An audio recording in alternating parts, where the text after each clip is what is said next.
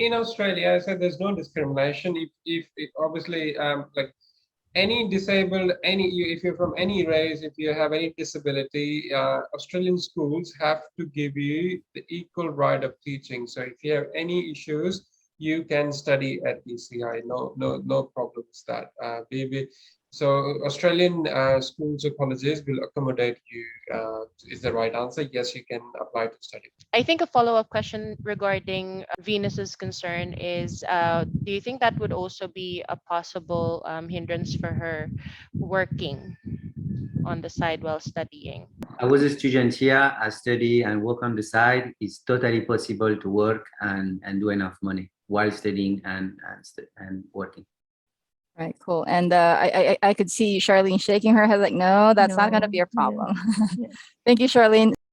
I'm wondering for Reggie if this is related to the agri visa or not. Because if it's related to the agri visa, you don't need an agriculture degree to be able to work under the agri visa.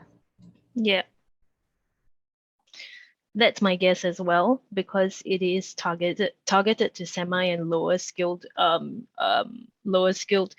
workers. That's it. I still think it's a good question, and it's good to know the agriculture courses that are available at any rate, because there are pathways from there as well. Okay. And I just want to share, I also work with a client in Australia in the agriculture business. And for those who are interested in the agri visa, unlike here in the Philippines, agriculture in Australia is very much respected. It's not you're well compensated, you're protected. They have very good benefits there when you work in the farm. So their farm industry is professionalized, and they actually invest a lot to protect the workers, whether they are Australian citizens or whether they are in work visa. Right.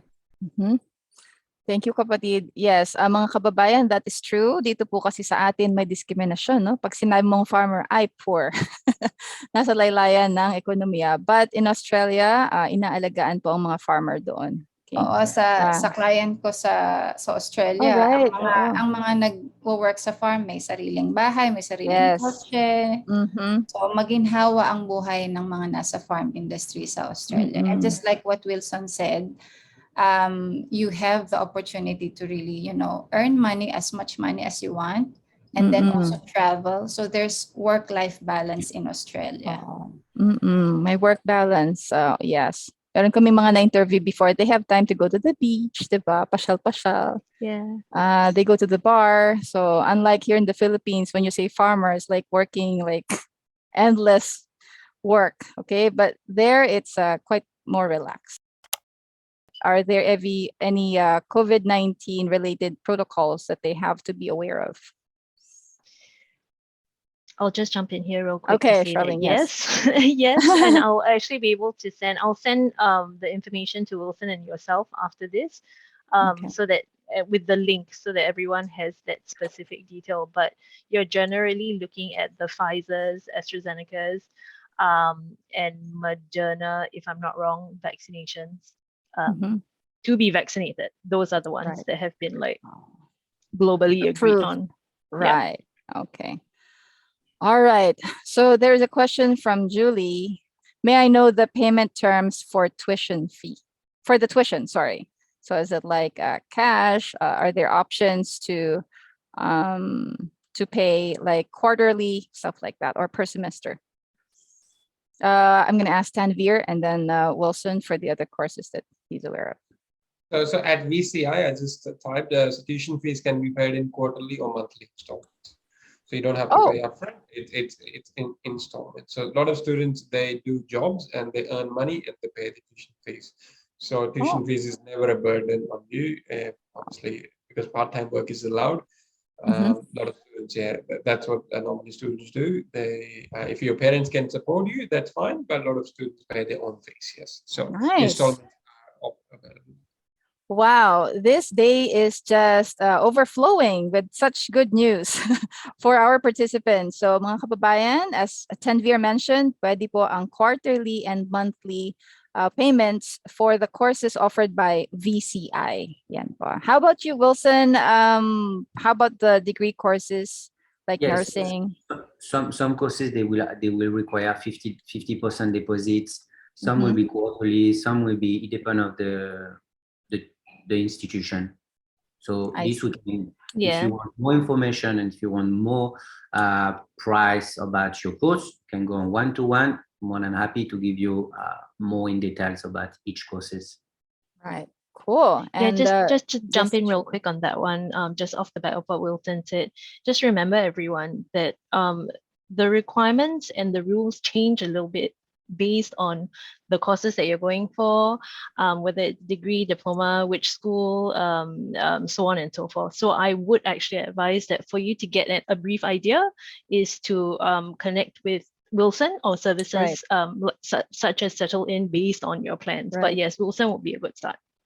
Right. Thank you, Charlene. Oh, I'm loving that we have experts with us today. We're no longer going to guess.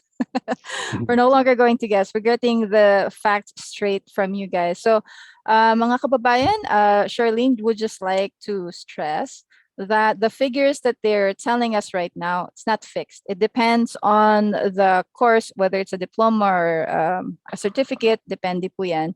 And she's suggesting that if you have questions, just let us know what course you would like to take and, you know, in which state. And so for us to be able to assist you, you will have to contact Settle In. And as I mentioned earlier, yung po mga ganyang klase ng assistance, nandyan po ang link sa comment section. Just click on the Settle In $20 membership, ma-assist po kayo. That's about 800 pesos. What are the inclusions of the insurance that they would have to get while they're staying in Australia? So when you are a student, you need to pay upfront your insurance. So the average for one person is $600, but it depends of the company. Sometimes it can be $550, sometimes it can be $700, and it also depends if you want to add extra cover. And the same things you will add more if you have with a partner, couple, kids, and everything. But start with $600 on average. All right, 500 to 600. Okay. Ano daw ang covered? Ano daw ang covered? Is it like a health insurance, a life insurance? Right. Health insurance, students, a general health insurance. Oh, I see. Just health. Okay, for students. Can you tell us, Wilson, as to, because you mentioned it varies, you know, it can start from 500 to 600.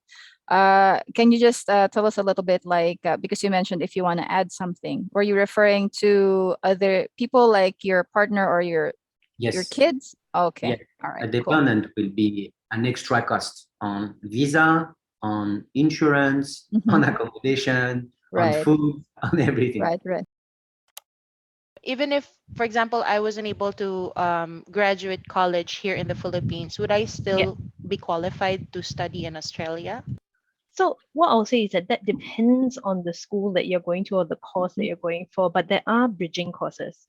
There are bridging courses that you can enroll on that will lead into your desired course in general.